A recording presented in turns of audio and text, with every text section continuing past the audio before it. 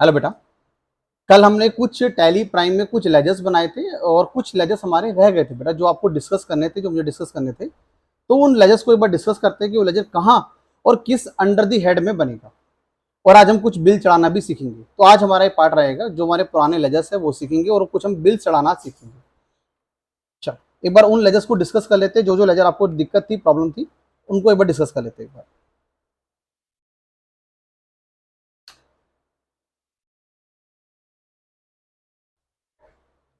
हाँ जी बेटा। Plant and machinery, fix asset, office furniture fix assets, motor vehicle fix assets में आएगा, building fix asset में आएगा। स्टॉक, स्टॉक का एक अलग से एक हेड बना होता है वैसे स्टॉक इन ट्रेड का।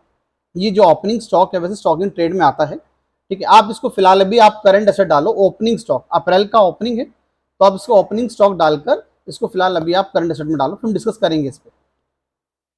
परचेज का परचेज में, सेल्स लेजर सेल्स में। हाँ जी। Next, return outward return inward. जिसको नहीं पता रिटर्न आउटवर्ड इनवर्ड क्या होता है वो समझे साहब एक बार।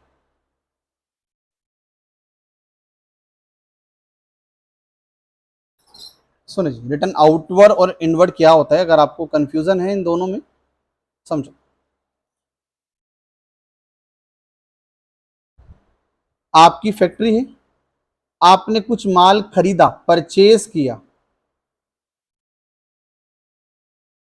आपने कुछ माल परचेज किया, वो खराब माल आ गया तो आप उस माल को रिटर्न करोगे, तो आपकी फैक्ट्री से रिटर्न होगा। मतलब रिटर्न जा रहा है तो आउट हो रहा है, रिटर्न आउट हो रहा है तो ये बना आउटवर्ड। रिटर्न आउटवर्ड को बोलते हैं परचेज रिटर्न। आप क्या कर रहे हो, परचेज को रिटर्न कर रहे हो। ये या तो इस नाम से बना लो, रिटर्न आउटवर्ड के नाम से बना लो, या फिर परचेज रिटर्न के नाम से बना लो, दोनों बात सेम है। एक एलियास में डाल दो, एक नेम में डाल दो। इसका अंडर दी हेड आएगा बेटा, अंडर दी हेड आएगा परचेज, क्योंकि ये परचेज को कम करता है इसलिए अंडर दी हेड क्या आएगा, परचेज। आपने माल बेचा, सेल करी, अब सेल जो है खराब चला गया माल, तो हमारे पास माल वापिस आएगा, रिटर्न आएगा।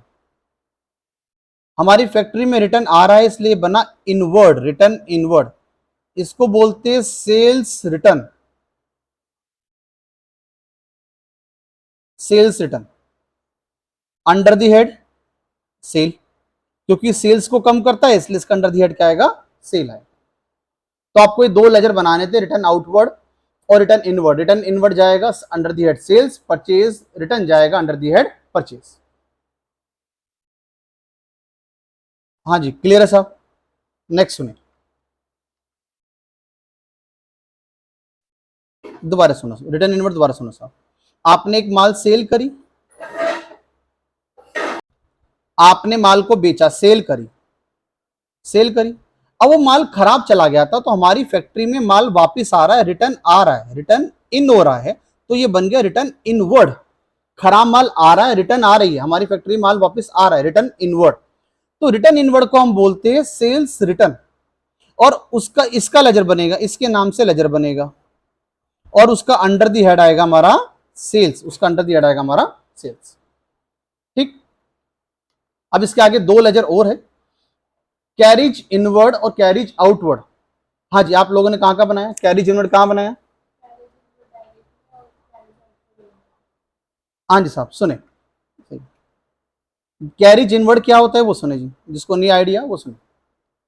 हमने माल जब खरीदा था, परचेज करा था, तो हमने खरीदते वक्त टेम्पू करा, उस टेम्पू वाले को हम भाड़ा पे कर रहे हैं, कैरिज पे कर रहे हैं, और आने के लिए पे कर रहे हैं, तो इसलिए बना कैरिज इनवर्ड। भाड़ा पे कर रहे हैं, आने के लिए पे कर रहे हैं, टेम्पू वाले को हम भाड़ा पे कर रहे हैं, आने के लिए पे कर रहे हैं।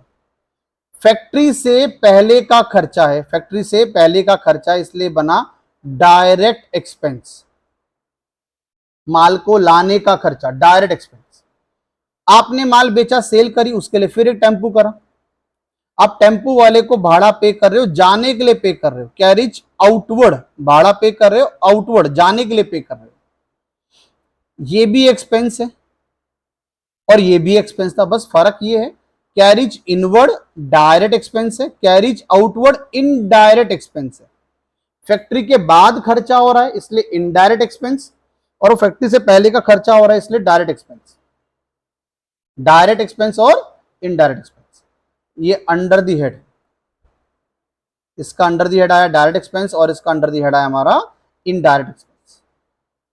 हाँ जी, तो लेजर का नाम आएगा carriage inward, under the head direct expense, carriage outward indirect expense, ये हो गया लेजर का नाम, और ये उसका अंडर दी हेड। लिख लेना सब, कैरिज इनवर्ड भाड़ा पे कर रहे, आने के लिए पे कर रहे, कैरिज ऑन परचेज, इसको कैरिज ऑन परचेज भी बोलते हैं साहब, कैरिज ऑन परचेज, माल को लाने के लिए पे कर रहे हो, कैरिज ऑन परचेज। चल, दोनों हो गए साहब, चार हो गए। और सुनिए, वेजिस और सैलरी डायरेक्ट एक्सपेंस है, मजदूरी फैक्ट्री में पे करते हैं इसलिए डायरेक्ट एक्सपेंस है, सैलरी इनडायरेक्ट एक्सपेंस है, फैक्ट्री के बाद पे करते हैं तो इनडायरेक्ट है। ये वाला wages and salary direct, wages salary and wages indirect. Discount allowed, आपने डिस्काउंट दिया है तो खर्चा, डिस्काउंट अलाउड खर्चा, discount received income, discount allowed खर्चा indirect expense, discount allowed indirect expense. उसके बाद डिस्काउंट रिसीव्ड, ये आपकी है इनडायरेक्ट इनकम। डिस्काउंट मिल गया, मिल गया तो इनकम, डिस्काउंट दिया तो खर्चा, अलाउड करा मैंने, दिया है तो खर्चा, मिला है तो इनकम। कमीशन पेड और कमीशन रिसीव्ड, कमीशन दी है, कमीशन दिया है तो खर्चा, कमीशन मिला है रिसीव्ड हुई है तो इनकम, कमीशन पेड खर्चा और commission received income.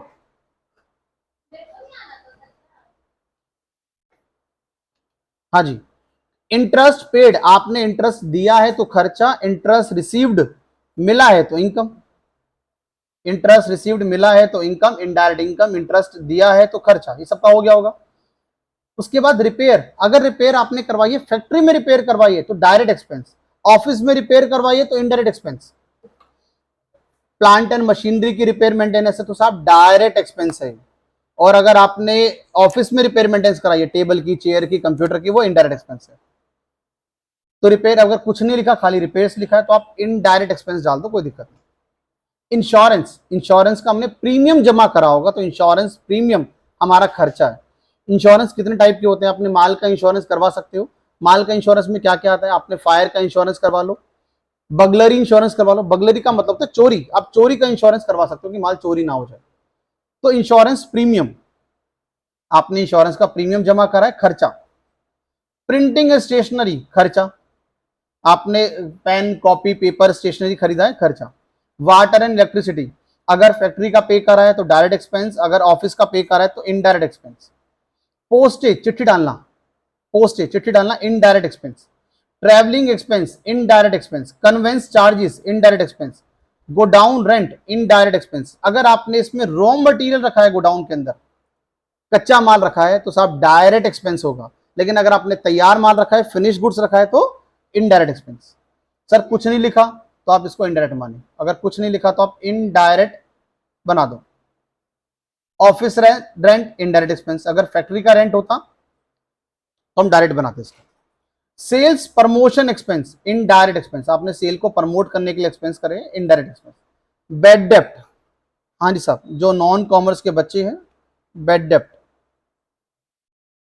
Bad debts. Commerce वाले बताइए क्या होता है साहब।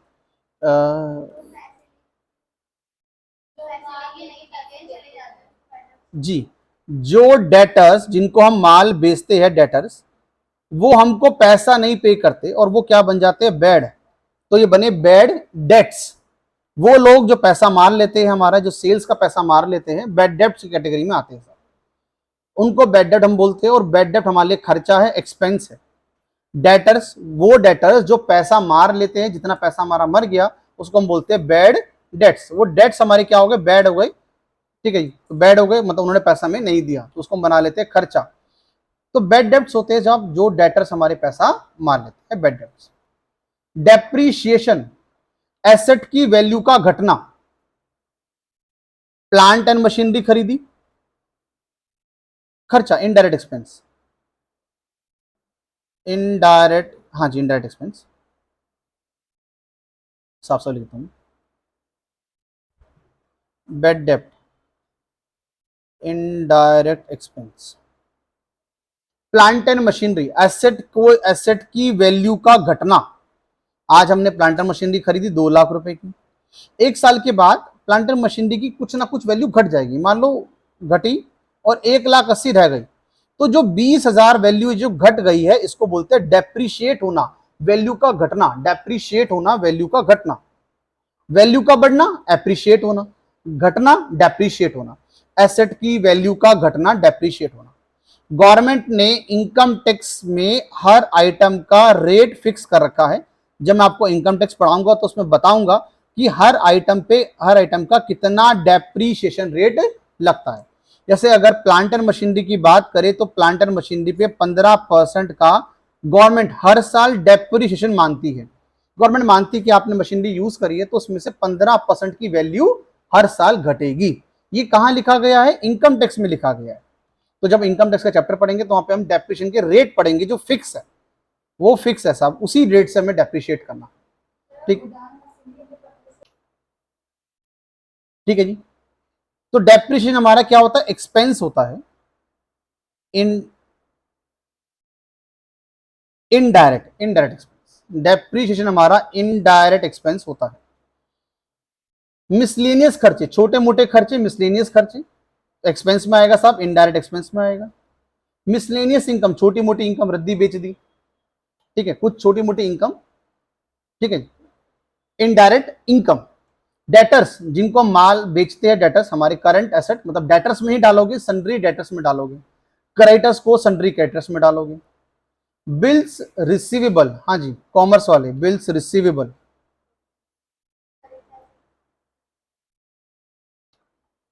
जी creditors sundry creditors, debtors sundry debtors. Bills receivable, हाँ जी रोहित, बिल्स रिसीवेबल क्या होते बेटा? होते क्या है पहले वो बताए। करंट सेट है, करेक्ट है, बट होते क्या है वो बताएं मुझे। मोहिता, हाँ जी क्या होता है? बी आर क्या होता है? बिल्स रिसीवेबल क्या होता है बेटा? हाँ करेक्ट है, लेकिन होते क्या है? करंट बी आर क्या होते हैं?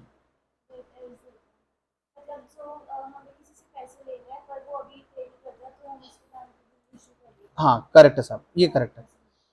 बी आर क्या होते हैं? बिल्स, देखो उसका नाम है बिल्स रिसीवेबल, जिनसे हमें बिल्स का पैसा लेना है, बिल्स का पैसा लेना है, रिसीवेबल से।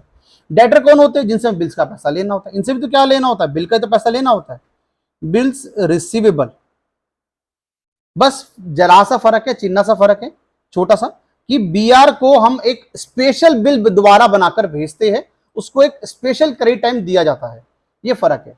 लेकिन अगर आप प्रैक्टिकल लाइफ में बात करोगे तो दोनों सेम है, डेटर्स और बीआर मतलब सेम बात।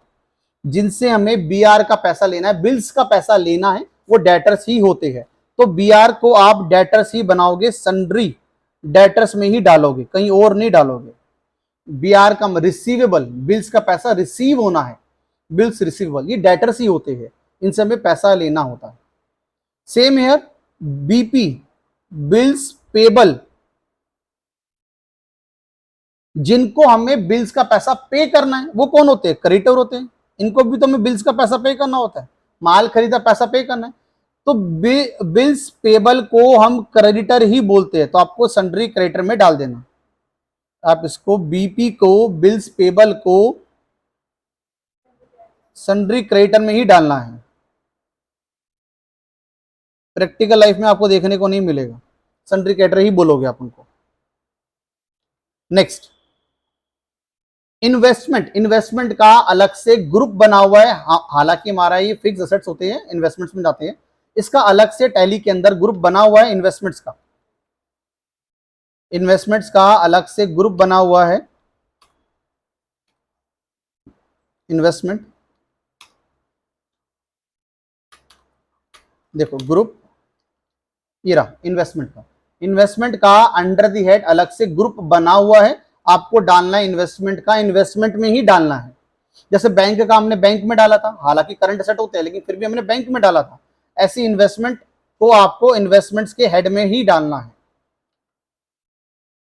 इन्वेस्टमेंट का जाएगा इन्वेस्टमेंट में। लोन फ्रॉम बैंक, आपने बैंक से लोन लिया है, मैंने कल डिस्कस भी करा था, या तो उसको आप डालोगे सिक्योर्ड लोन में, सिक्योर्ड लोन, ये वाला सिक्योर्ड लोन, क्या आपने उसके अगेंस्ट कोई प्रॉपर्टी गिरवी रखी होगी, या फिर आप इसको डाल सकते हो लोन्स एंड लाइबिलिटीज में, इसमें डालोगे, या तो आप डालोगे लोन्स एंड लाइबिलिटीज में, या फिर आप इसको डालोगे सिक्योर्ड लोन में। अगर आपने बैंक से लोन लिया है तो सिक्योर्ड लोन डालो या फिर लोन्स एंड लाइबिलिटीज डालो, ठीक है।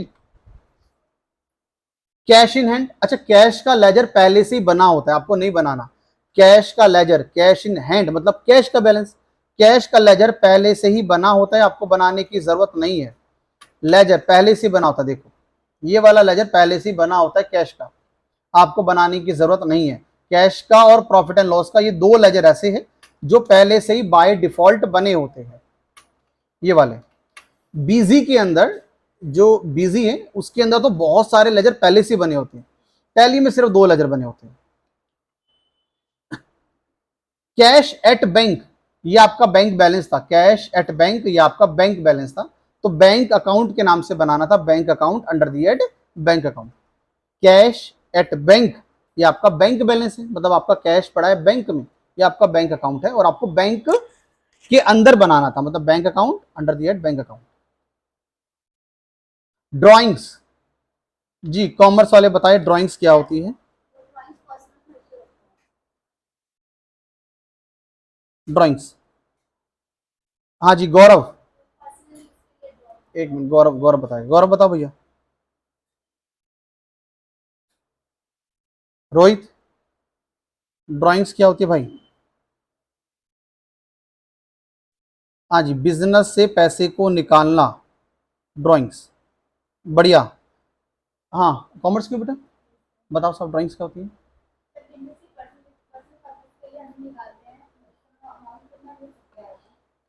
हाँ जी करेक्ट है साहब, ड्राइंग सबको आइडिया है। आपने जो बिजनेस में जो पैसा लगाया है, जो कैपिटल आपने लगाई है, उस पैसे को निकाल लेना, कैपिटल को रिड्यूस कर देना, बिजनेस से पैसा निकाल लेना। अब पैसा किसी भी फॉर्म में निकल सकता है, हो सकता है आपने बिजनेस से कोई फर्नीचर बिजनेस में रखा हो, आप उठा के घर ले गए हो, फर्नीचर उठा के घर ले गए हो। बिजनेस में गुड्स लाए थे बेचने के लिए, आप उसको उठा कर ले गए। बिजनेस में कैश रखा था, आप कैश उठा के ले गए। बिजनेस के बैंक से ट्रांसफर मार लिया, बैंक खत्म कर दिया। तो ड्राइंग्स किसी भी फॉर्म में हो सकती है, ठीक है जी। ड्राइंग्स किसी भी फॉर्म में हो सकते हैं, आपने कोई गुड्स उठा के ले गए, फर्नीचर उठा के ले गए, कैश उठा के ले गए, पैसे पैसे ट्रांसफर मार लिया, तो ड्राइंग्स, बिजनेस से पैसे को निकाल लेना उसको बोलते हैं ड्राइंग्स। ड्राइंग्स का, ड्राइंग्स किसको कम कर रहा है, कैपिटल को कम कर रहा है, तो ये अंडर द हेड कैपिटल ही बनेगा। ड्राइंग्स का जो अंडर द हेड है वो कैपिटल आएगा, क्योंकि कैपिटल को कम करता है। जैसे हमारा परचेज रिटर्न, परचेज को कम कर रहा था तो हमने उसको परचेज में बनाया था। ऐसी same here capital, capital drawing जो होती है वो अंडर द हेड कैपिटल आती है, तो आपको कैपिटल के अंदर बनाना है। नेक्स्ट, तो लिख लो साहब, ड्राइंग्स होती है बिजनेस से पैसे को निकाल लेना, पर्सनल यूज के लिए निकाल लेना, मतलब बिजनेस, बिजनेस में पैसा नहीं रहा, किसी भी फॉर्म में अपने पैसा बाहर निकाल लिया, उसको बोलते हैं ड्राइंग्स। कैपिटल को कम करता है, तो अंडर द हेड कैपिटल बनेगा। इनकम टैक्स, हाँ जी सिर्फ कॉमर्स वाले बताएंगे इनकम टैक्स ये कहाँ बनाए। 11th क्लास 11 12 में भर भर के पढ़ा होगा अपने इनकम टैक्स के बारे में, तो बताए। गलत, हाँ एक ने बोला है साहब ड्यूटीज एंड टैक्सेस, गलत है जवाब। हाँ एक मिनट, हाँ जवाब नीचे है, पूछने किस साइड में आएगा। हाँ हाँ मानसी, रोहित गलत, रोहित गौरव,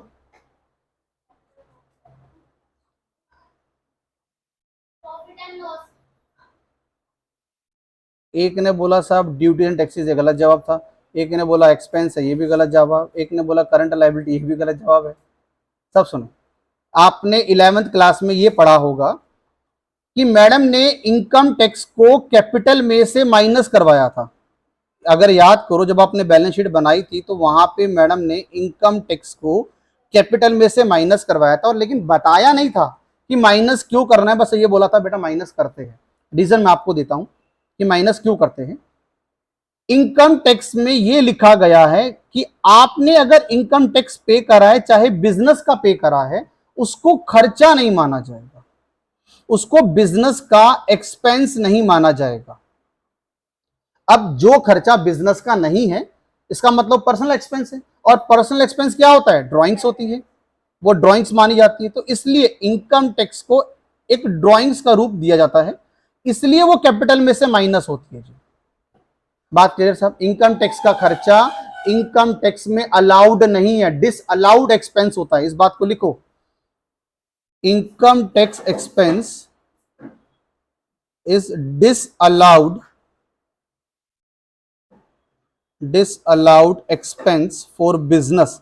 बिजनेस के लिए डिसअलाउड एक्सपेंस माना जाता है, इसलिए ये कैपिटल में से माइनस होता है साहब। कभी भी इनकम टैक्स का खर्चा अलाउड नहीं है। आपने इनकम टैक्स पे करा, अच्छा बिजनेस के लिए पे करा है, फिर भी अलाउड नहीं है, इस खर्चे को कैपिटल में से माइनस करना है। आप इसको प्रॉफिट एंड लॉस में खर्चा नहीं बना सकते, इसको डिसअलाउड कर रखा है साहब इनकम टैक्स में। जब मैं आपको इनकम टैक्स पढ़ाऊंगा तो बताऊंगा इसके बारे में। चलो, लिखा income tax is disallowed expense for the business. Business के लिए खर्चा डिसअलाउड एक्सपेंस में आता है। जो खर्चा बिजनेस का नहीं है वो सब खर्चे डिसअलाउड होते हैं। बच्चे की स्कूल फीस डाल दी उठाकर, वो खर्चा पर्सनल एक्सपेंस है, बिजनेस में थोड़ी आएगा, तो ऐसे खर्चे को बोलते हैं डिसअलाउड एक्सपेंस। तो क्या इनकम टैक्स का क्या बनाओगे under the head, capital. Income tax का अंडर दी हेड क्या आएगा, कैपिटल। ये कैपिटल को रिड्यूस करेगा, घटा देगा, तो अंडर दी हेड क्या आएगा, कैपिटल। चलो, नेक्स्ट है सेल टैक्स कलेक्टेड। ये बताए साहब, सेल टैक्स कलेक्टेड। हाँ जी राशि जी बताओ। सेल टैक्स कलेक्टेड गलत। हाँ Mohita, sale tax collected correct. Sale tax collected, सुने, sale tax collected. Sale tax का मतलब है आपने कोई माल बेचा, 10,000 का माल था, आपने उस पर टैक्स लगाया। टैक्स क्या लग रहा है आज के टाइम पे, जीएसटी लगता है। सेल के टाइम पे क्या लगता है, जीएसटी। इसको बोला हमने सेल पे टैक्स, सेल का टैक्स, ये है सेल का टैक्स। मान लो 1,000 टैक्स आया, टोटल वैल्यू हुई 11,000, कस्टमर ने हमें 11,000 पे दिए, तो क्या ये 11,000 मेरे है, नहीं, इसमें से 10,000 मेरे है, बाकी का 1,000 किसका है, गवर्नमेंट का है। अब सब जो पैसा मैंने कस्टमर से ले लिया है तो गवर्नमेंट को तो वापस करना है, तो ये मेरे लिए क्या है, करंट लाइबिलिटी। इसको हम बनाते हैं ड्यूटीज एंड टैक्सेस में। सेल टैक्स कलेक्टेड जो है वो जीएसटी का पार्ट है, मतलब जीएसटी है, ठीक है। जीएसटी वाले क्या है, लाइबिलिटी है, ड्यूटीज एंड टैक्सेस। तो सेल टैक्स कलेक्टेड मतलब ड्यूटीज एंड टैक्सेस, और ड्यूटीज एंड टैक्सेस किस में बना होता है, करंट लाइबिलिटी में बना होता है। सेल टैक्स कलेक्टेड आपने कलेक्ट करके गवर्नमेंट को जमा करना है, पैसा हमारा थोड़ी है, गवर्नमेंट का पैसा है, तो आपके लिए लाइबिलिटी है, गवर्नमेंट को देना है तो आपके लिए लाइबिलिटी है, पेबल है। तो sale tax collected liability, duties and taxes. जी कैपिटल अकाउंट, कैपिटल में जाएगा साहब, कैपिटल अकाउंट कैपिटल में जाएगा। आई होप सारे पॉइंट क्लियर है। चलो, आज कुछ ना हम बिल चढ़ाना सीखेंगे साहब, जो लेजर आपके रह गए ये अब आप बना लेना बाद में। आज हम कुछ बिल चढ़ाना सीख रहे हैं, कुछ परचेज करना सीख रहे हैं, ठीक है ना, कुछ परचेज करना सीख रहे हैं, वो सिखा रहा हूं साहब। चलो बेटा, मैंने ग्रुप में कुछ बिल्स भेजे हैं, मैं आपको समझा देता हूँ कैसे चढ़ाने हैं।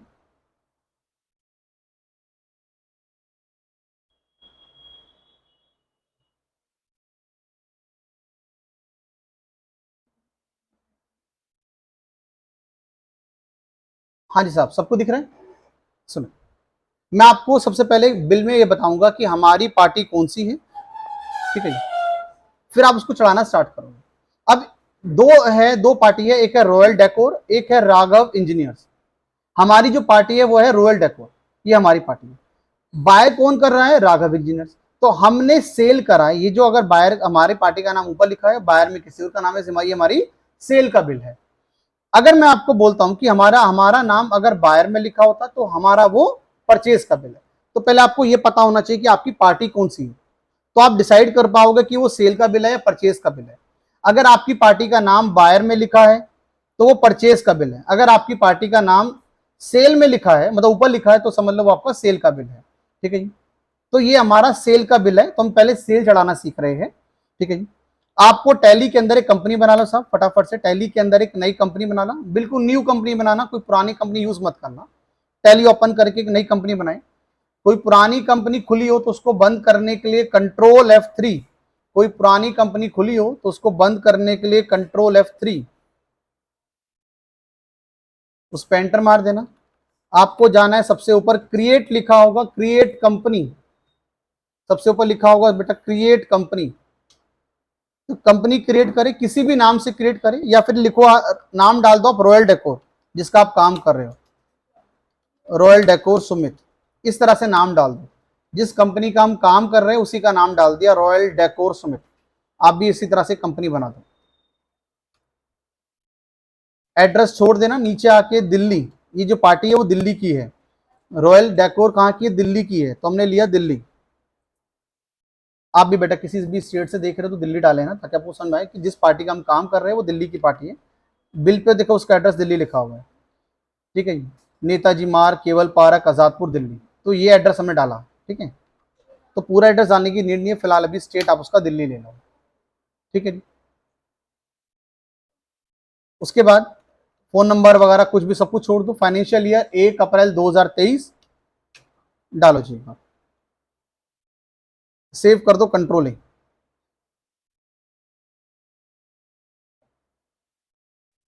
सब कंपनी आपने बनाई, सेव करा आपने, सेटिंग्स आएगी उसको भी सेव कर लेना।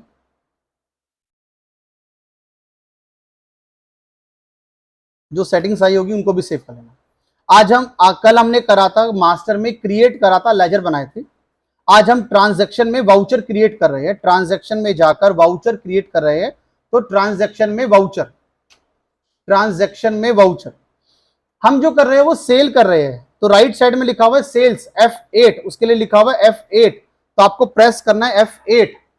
सेल करने के लिए प्रेस करना है आपको F8। माउस का यूज कम करना है, मैं माउस यूज सिर्फ दिखाने के लिए करता हूं, लेकिन प्रेस में कीज करूंगा सारे।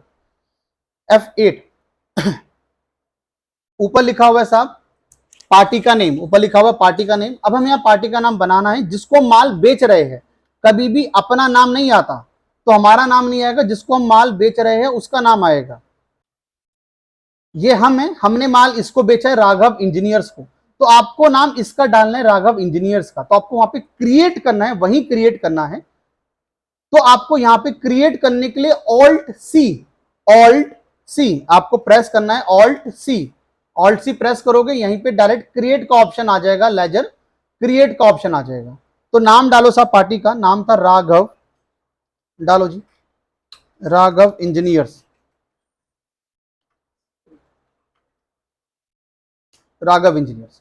एलियास में कुछ मत डालना। जिसको हम माल बेचते हैं वो हमारा कौन होता है, सन्ड्री डेटर्स, जिसको हम माल बेचते हैं उसका नाम वो कौन होता है, सन्ड्री डेटर्स, जिसको हम माल बेचते हैं सन्ड्री डेटर्स, डाला। अभी यहाँ पे आपको bill by bill yes no कुछ नहीं करना, कोई छेड़खानी अभी नहीं करनी, सीखेंगे बिल बाय बिल क्या होता है। आप सीधा आ जाओ उसके एड्रेस पे, पार्टी का एड्रेस, पार्टी का जीएसटी नंबर डालना मस्ट है, कंपलसरी है। अगर दे रखा है तो आपको 100% डालना है, पूरा एड्रेस, कंप्लीट एड्रेस, जिसको माल बेच रहे हो उसका कंप्लीट एड्रेस आपको डालना है। यहां पर चेक करो एड्रेस में क्या लिखा हुआ है, 113 अंबिका विहार, पश्चिम विहार, सिटी दिल्ली। डालो साहब, पूरा एड्रेस डालो कंप्लीट, मैंने आपको दे रखा है बेटा, डालो जरा एक बार, बिल खोल कर डालो, सबको बिल दे रखा है मैंने। मैं भी ओपन कर लेता हूं अपने फोन से।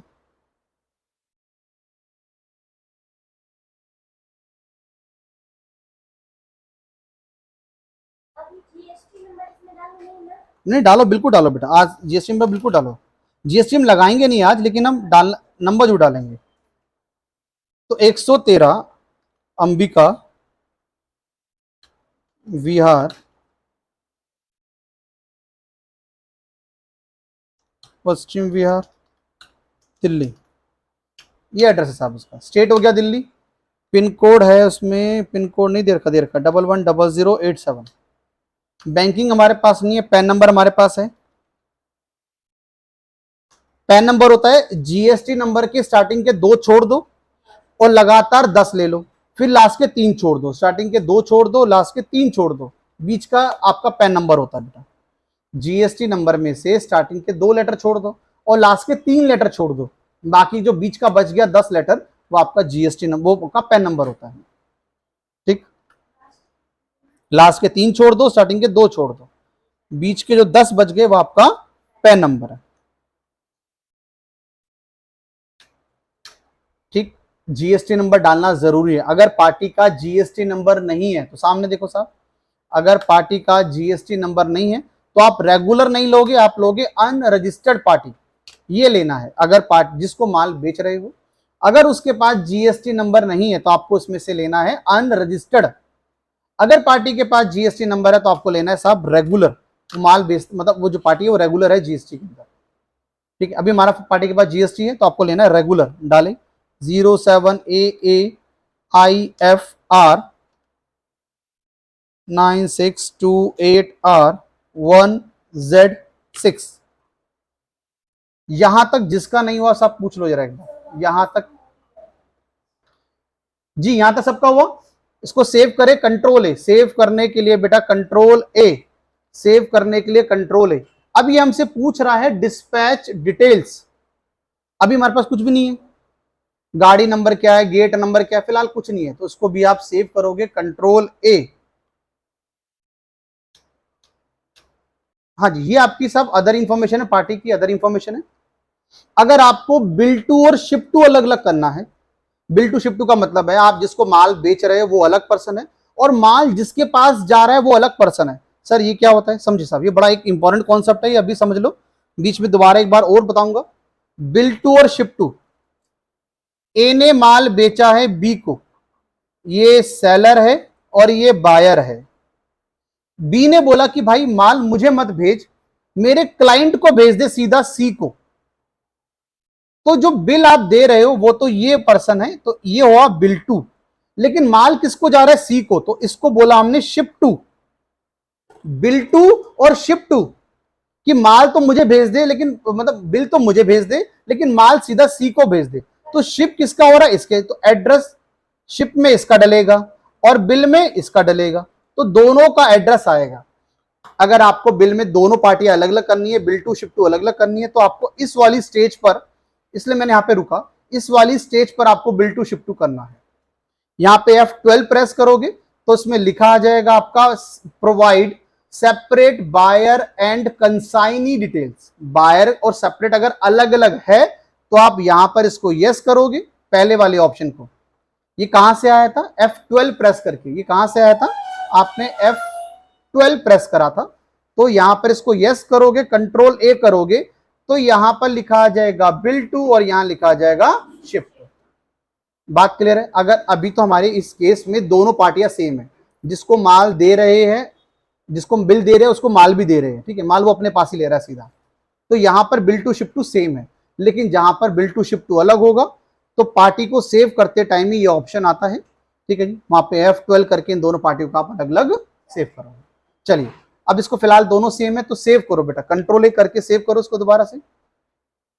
यहां पर आ जाओ, यहां तक आगे सारे इस वाली स्टेज पर आ गए। अब हमें यहां पे बनाना है सेल का लेजर, यहां बनाना है हमें सेल का लेजर, तो ऑल्ट सी करे साहब, ऑल्ट सी करा, यहां लिखो sale account, sales account, ledger का नाम दो सेल्स अकाउंट और under the head sales account,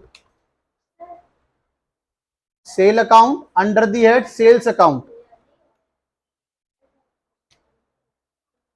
हाँ जी हुआ साहब, सेल्स अकाउंट, सेल्स अकाउंट डाला सबने, सेव कर दो कंट्रोल। अभी नीचे वाला कुछ मत छेड़ना साहब, type of ledger not applicable, और उसके बाद ये जितना भी डिटेल्स आ रही होगी इसको भी मत छेड़ना किसी को, सीधा सेव करो, कंट्रोल करके सेव करो, करा। अब हमें यहां पे पूछ रहा है नेम ऑफ आइटम, जो आपको आइटम बनाना है बिल में चेक करो क्या आइटम बनाना है, आइटम का नाम क्या है साहब, हॉस्पिटल कर्टेन्स, पर्दे है साहब हॉस्पिटल के वो बनाने हैं, हॉस्पिटल कर्टेन्स ये आपको बनाना है। तो यहां पे आइटम क्रिएट करने के लिए फिर से ऑल्ट सी, टैली में कुछ भी क्रिएट करना है, टैली के अंदर कुछ भी क्रिएट करना है तो ऑल्ट सी, कहीं भी कुछ भी क्रिएट करना है तो साहब ऑल्ट सी। तो यहां पर ऑल्ट सी करें, ऑल्ट प्लस सी, क्रिएट, लेजर क्रिएट कर सकते हो, आइटम क्रिएट कर सकते हो, ग्रुप क्रिएट कर सकते हो, कुछ भी क्रिएट करने के लिए ऑल्ट सी। ठीक है जी, ऑल्ट सी क्रिएट के लिए, लाइक आइटम, लेजर, ग्रुप, कुछ भी क्रिएट करना हो टैली में, कहीं भी क्रिएट करना हो तो सीधा ऑल्ट सी। चलो, तो आपने यहां पे आइटम पे करा होगा ऑल्ट सी, करा, लिख लो साहब एक बार, लिखा। चलो, अब आइटम क्रिएट करते हैं, ऑल्ट सी, लिखो साहब, आइटम का नाम डालो, देखो पर लिखा रहा है ना, stock item creation, stock item creation. चलो यहां पे स्टॉक का नाम डालते हैं, आइटम का नाम क्या है, आइटम का नाम है साहब हॉस्पिटल कर्टेन्स, मेरे साथ साथ चलना, आगे पीछे नहीं, हॉस्पिटल कर्टेन्स डाला। अभी हम लोग एलियास नहीं डाल रहे, एलियास नहीं डाला साहब, डाला हॉस्पिटल कर्टेन्स लिखा। अंडर दी हेड प्राइमरी, ये हमारा मान लो मेन आइटम है, प्राइमरी आइटम है। उसके बाद एंटर मारा, ये पूछ रहा है यूनिट कि जो आइटम है कैसे बिकेगा, लीटर में, मीटर में, सेंटीमीटर में, पीस में, किलोग्राम में, उसको बोलते हैं यूनिट, यूनिट ऑफ मेजर, कि वो आइटम किस तरह से मेजर किया जाएगा। चेक करो आपकी उसमें क्या लिखा गया, कुछ लिखा गया है उसमें, क्वांटिटी लिखी हुई है 516.6, ये मीटर होगा साहब, ये पक्का मीटर में बिक रहा होगा, पर्दा है तो स्क्वायर मीटर लिखा हुआ है साहब, है ना, लिखा हुआ है SQ.MT, मतलब स्क्वायर मीटर में बिक रहा है। तो हम भी बना लेते हैं, स्क्वायर मीटर बना लेते हैं। क्रिएट करने के लिए ऑल्ट सी, क्रिएट करे ऑल्ट सी, सिंबल डालना है आपको SQ.MT, मैंने आर भी डाल दिया तो MTR डाल दो, MT डाल दो, कोई दिक्कत नहीं। SQ.MT, स्पेस नहीं देना, सिंबल में स्पेस नहीं देना, SQ.MT या फिर MTR। यहां पे आप पूरा नाम टाइप कर सकते हो, उसका फॉर्मल नेम, जैसे केजी का किलोग्राम, पूरा फॉर्मल नेम, तो लिख दो साहब पूरा formal name, square metre, square metre, और यहां से सिलेक्ट करें square metre. Unit quantity code, ये वाला यूनिट क्वांटिटी कोड डालना मैंडेटरी है, ये आपको जरूर डालना है, वरना जीएसटी की जब रिपोर्ट निकालेंगे तो गलत निकलेगा। स्क्वायर मीटर डाला, डेसिमल ले लो 3, डेसिमल में लिखो 3 डेसिमल्स, ये स्टैंडर्ड है साहब, डेसिमल 3 डेसिमल स्टैंडर्ड है, लिया, सेव करे कंट्रोल है, सेव करे कंट्रोल है। उसके बाद नीचे अगर कुछ भी आ रहा हो तो उसको स्किप कर देना, नीचे कुछ भी लिखा आ रहा हो तो उसको स्किप कर देना, मतलब स्किप मतलब छोड़ दो, सेव करो सीधा, कंट्रोल है। हाँ जी, तो क्वांटिटी चेक करो कितनी क्वांटिटी है, 516.6 डालो, 516.6, ये आपके बिल में लिखी हुई थी 516.6। ये आपको बोल रहा होगा नेगेटिव स्टॉक, बोला है इसने, आपको एक वार्निंग दे रहा होगा, जैसे आपने कुछ भी लिखा तो आपको वार्निंग दे रहा है कि स्टॉक क्या आपका नेगेटिव। देखो हमने कुछ खरीदा तो है नहीं, और बिना खरीद रहे बेच रहे तो नेगेटिव तो बोलेगा बोलेगा, ठीक है, तो कोई दिक्कत नहीं, इग्नोर करे इसको। क्वांटिटी है 516.6, ठीक, रेट है हमारा 400 रुपए पर स्क्वायर मीटर, 400 रुपए पर स्क्वायर मीटर, गलत क्यों आ रहा है, एक मिनट, रेट में लगता है जीएसटी इंक्लूड है इनके ना रेट में,